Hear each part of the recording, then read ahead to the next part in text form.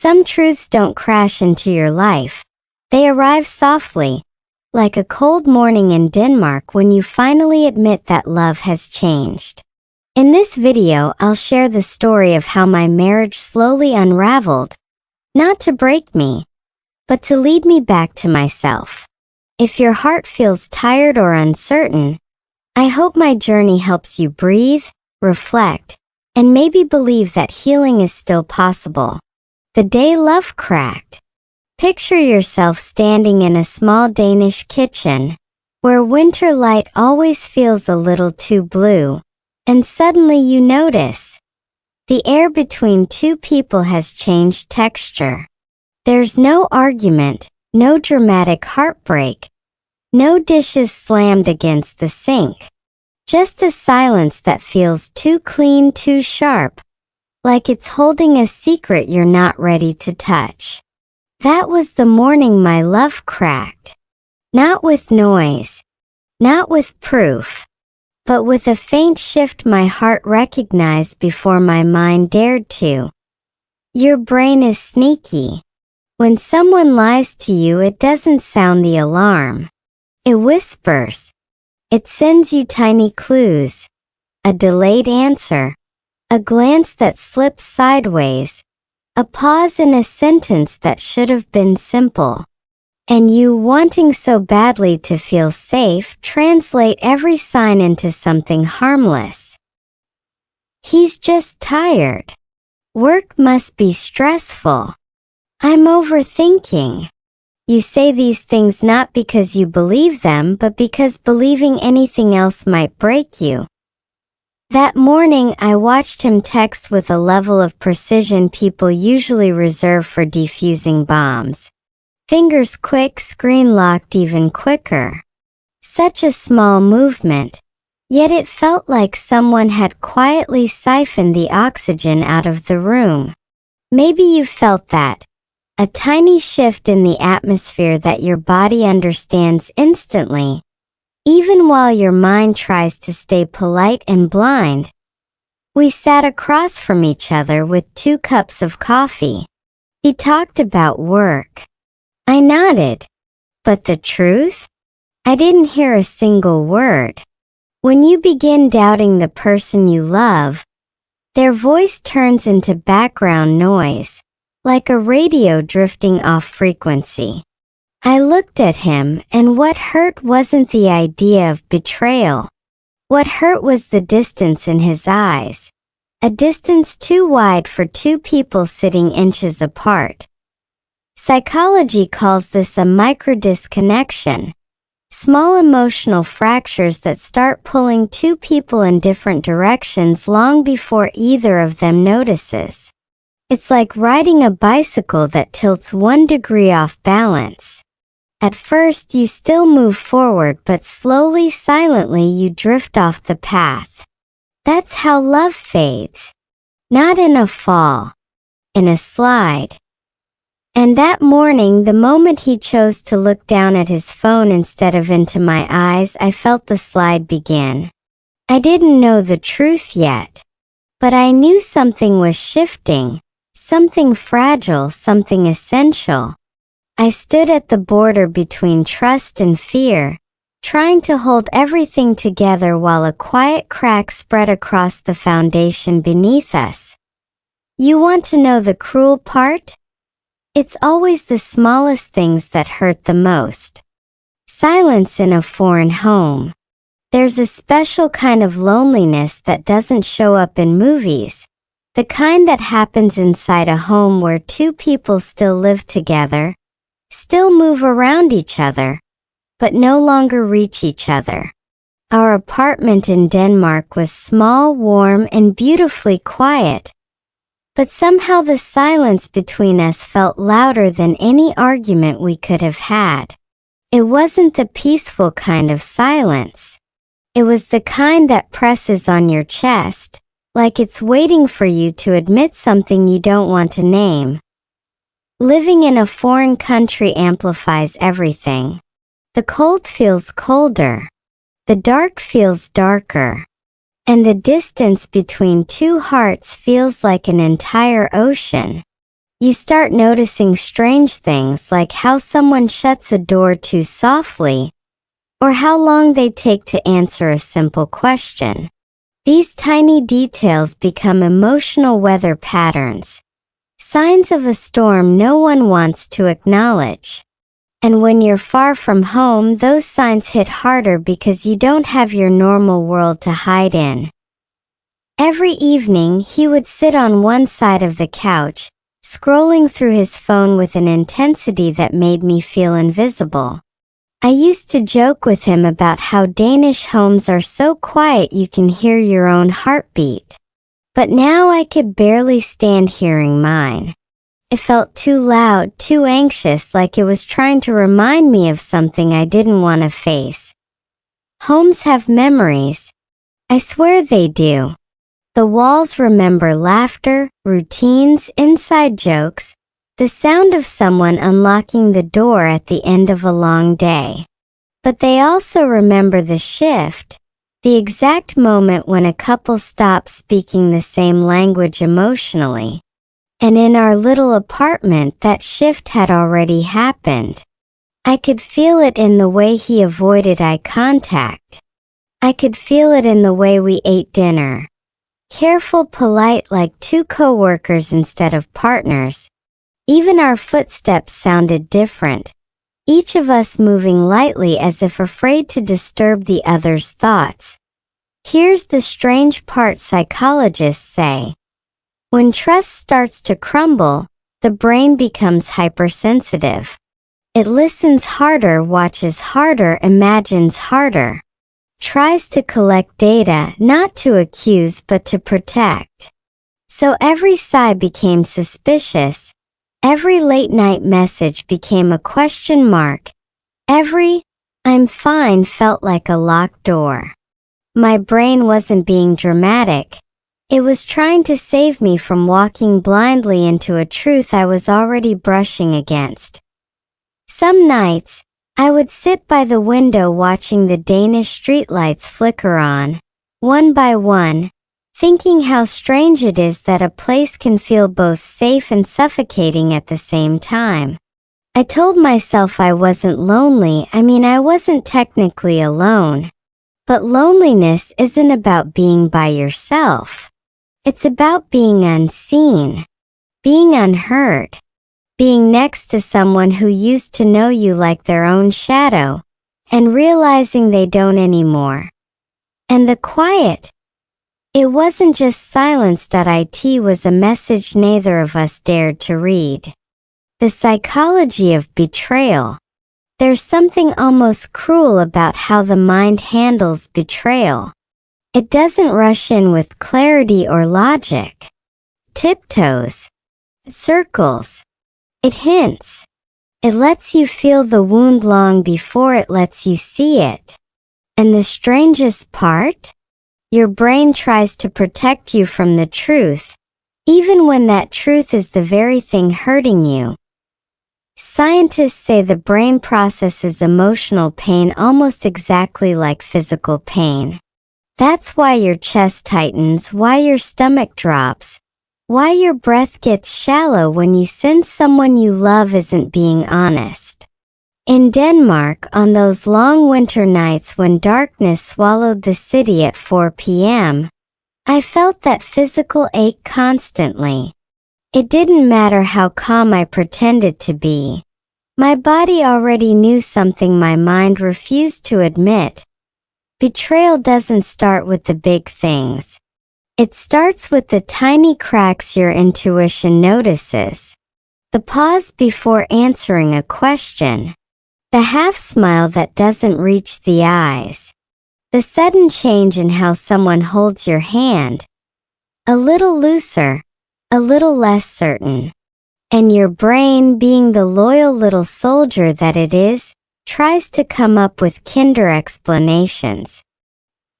He's stressed. He's distracted. It's nothing. Because accepting the real reason would mean you have to act. And acting means breaking the illusion you've wrapped yourself in. But deep down, everyone knows. Humans are wired to detect patterns, especially emotional ones. When the person who once adored you now feels distant, your nervous system picks up on it instantly. That's why your heart races for no reason. Why you suddenly overanalyze conversations. Why you replay moments in your head like a detective searching for clues. It's not obsession, it's survival. Your brain is trying to make sense of the shift. In our home, the shift was everywhere. I felt it in the way he tucked his phone closer to his body. In the moments he laughed alone but turned blank the second I asked, "What's funny?" And how his voice sounded like it was reaching me from another room even when he stood next to me. And every time I felt that ache, my brain tried to soothe me. "Don't jump to conclusions," it said. "You love him. Trust him." But trust is not a shield. It's a blindfold. Psychologists call this stage cognitive dissonance. When your heart and your logic are fighting so loudly that your entire body becomes the battleground. One part of you whispers, "Something is wrong." Another part screams, "Don't look." And the worst part? You judge yourself for even questioning it. But here's the truth most people never admit out loud. Betrayal doesn't hurt because someone lied. It hurts because the lie forces you to confront a version of reality you weren't ready for. And that's where I was, standing between two worlds, the one I wished for and the one that was unfolding right in front of me, whether I wanted to see it or not. The truth I feared most. There comes a moment when the truth isn't just uncomfortable. It's terrifying. Not because it's shocking, but because it forces you to face yourself. In my Danish apartment, that moment arrived like a quiet knock on the door. I already felt the cracks in our marriage. I already sensed the distance in his eyes. But the truth I feared most wasn't about him. It was about me. My willingness to accept less than I deserved. My fear of standing alone. My habit of ignoring my own instincts to preserve the illusion of love. It's funny how the mind works. When danger looms emotionally, your brain deploys all kinds of defenses. Denial is the favorite. Rationalization comes next.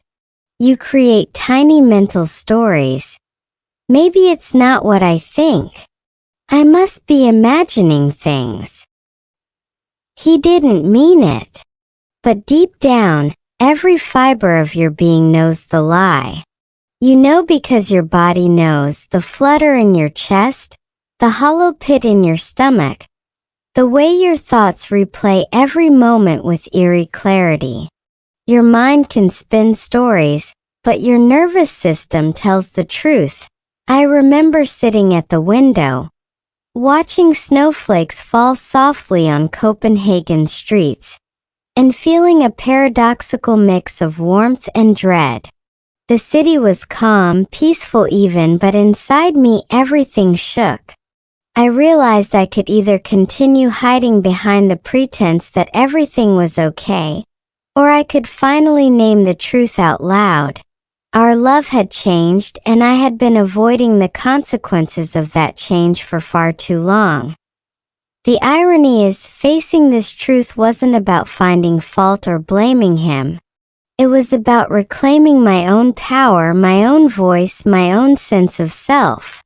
Psychologists describe this as self-confrontation, a painful but necessary stage of emotional growth. You have to acknowledge what is real, even when it hurts, to move forward. And sometimes the hardest part is admitting that the life you imagine with someone may no longer exist. But that doesn't mean life itself is over. I felt a strange mixture of relief and grief. Relief because I could finally see things clearly. Grief because clarity brought responsibility. the responsibility to act, to choose, to step out of the shadows of avoidance and into the light of honesty. And for the first time in months, I allowed myself to imagine a life where I no longer feared the silence between us. A life where I could speak even if that speech would hurt. A life where I could start again. And in that quiet Danish morning, I whispered to myself a truth I had long avoided. Sometimes courage isn't about saving a relationship, it's about saving yourself. Denmark, where I fell apart. Denmark has a way of magnifying emotions. The cold air seeps through every corner. The long winter nights stretch endlessly. And the light itself feels like it's observing you. That's where I fell apart.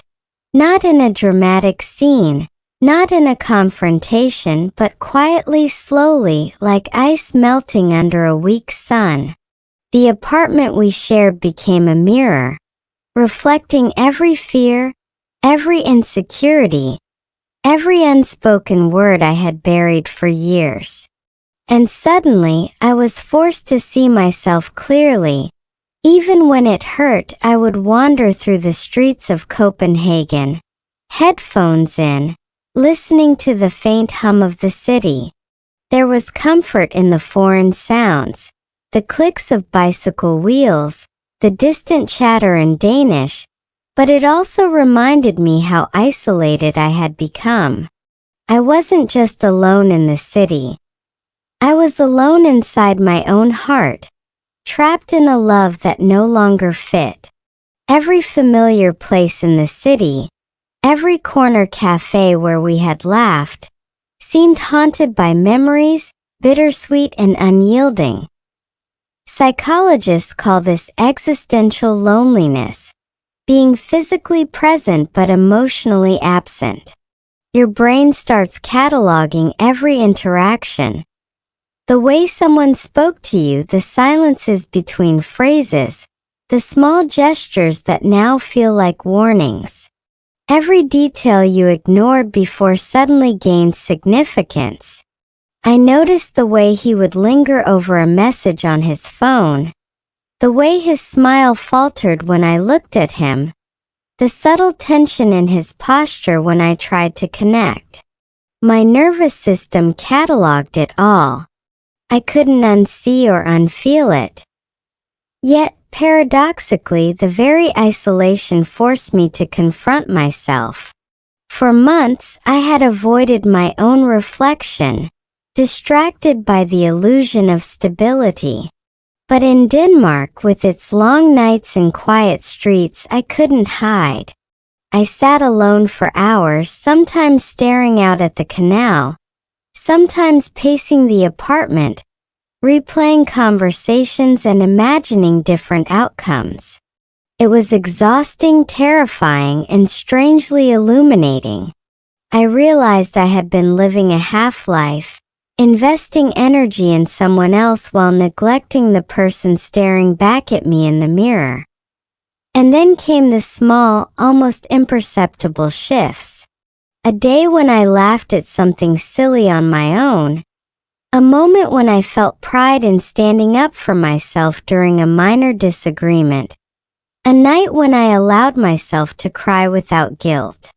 These tiny acts of self-assertion were like gentle sparks in the cold Danish air, reminding me that even in the silence, even in the loneliness, I still existed. And I still had choices. Falling apart in Denmark was painful, yes, but it was also necessary. Because only when I allowed myself to crumble could I start to understand what it truly meant to stand again. And standing didn't mean fixing everything between us. It meant reclaiming my own life, one small, deliberate step at a time. Sometimes the hardest places are also the most illuminating. Denmark taught me that. The Unraveling Lies. It's strange how lies have a rhythm. At first, they move quietly, almost gracefully. weaving themselves into everyday life so seamlessly that you hardly notice. But over time, the threads start to fray, and suddenly the fabric of trust unravels right in front of you. In Denmark, I experienced this slowly, painfully, watching the small falsehoods accumulate until they could no longer be ignored. Each lie felt like a quiet tremor, subtle at first, then impossible to dismiss. The first time I realized the extent of it, I remember sitting at the kitchen table, a cup of coffee cooling in my hands, feeling a pit form in my stomach. I had always trusted him. I had believed in our shared laughter, our routines, the promises we whispered late at night. But there it was, a pattern I could no longer deny. Messages that didn't add up, explanations that felt rehearsed, glances that seemed too fleeting to be innocent. And suddenly I saw it clearly. The life I thought we had was partially built on smoke. Psychology offers a name for this: the betrayal trauma effect. When someone close to you repeatedly deceives you, your brain struggles to reconcile the love you feel with the evidence before your eyes. It's confusing, it's exhausting, and it leaves you questioning not only them but yourself. Did I miss the signs? Did I misinterpret everything? Was I blind? Your mind loops endlessly, searching for a way to make sense of the senseless. And those long Danish nights, I wrote it all down.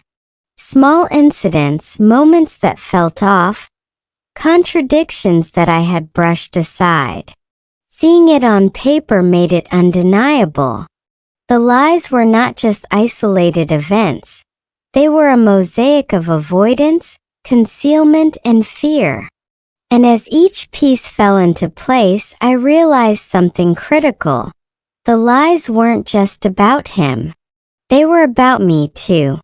About my fear of confrontation, my desire for comfort, my habit of smoothing over pain to keep the illusion of normalcy. But here's the twist. Once the lies began to unravel, they also became my liberation. With each truth revealed, I could see the world more clearly, no longer clouded by illusions. I began to understand that uncovering the deception didn't only hurt. It taught me where my boundaries should have been, how I could protect myself, and what kind of love was worth holding on to. It forced me to evaluate not just our marriage but myself and the courage I had been withholding for too long. Sometimes the unraveling isn't a tragedy, it's a guide. And in Denmark, watching the lies peel away taught me a lesson I will never forget. Clarity is painful, but it's also the first step toward freedom. The moment I chose myself. There's a quiet power in the moment you decide to choose yourself. It doesn't arrive like a lightning strike or a dramatic confrontation. It comes softly, almost imperceptibly, until you realize that nothing can ever feel the same again. For me, that moment came in our small Copenhagen apartment, surrounded by the same walls that had witnessed laughter, arguments, and the subtle unraveling of trust. I had spent months questioning, doubting, hoping, but finally, I saw that the only way forward was to honor my own heart. I remember standing by the window, snowflakes drifting lazily past, feeling the weight of countless small betrayals pressing against my chest. My mind was a storm of what-ifs and maybes. But beneath it all, a simple truth emerged. I couldn't keep living in the shadow of someone else's lies. Choosing myself wasn't about anger, revenge, or proving a point. It was about survival, dignity, and reclaiming the life I had allowed to slip away while trying to hold on to what was no longer real. Psychologists describe this as self-affirmation under stress, a moment when your identity, values, and boundaries assert themselves over fear and attachment. It's a decision that rewires your nervous system. My heartbeat slowed. My thoughts sharpened. For the first time in months, I felt clarity instead of confusion. I realized that leaving wasn't a failure. It was an act of courage. The practical side of it was terrifying. Packing my things, saying words that felt final. Navigating the unfamiliar logistics of life in Denmark on my own. It all felt like stepping off a cliff.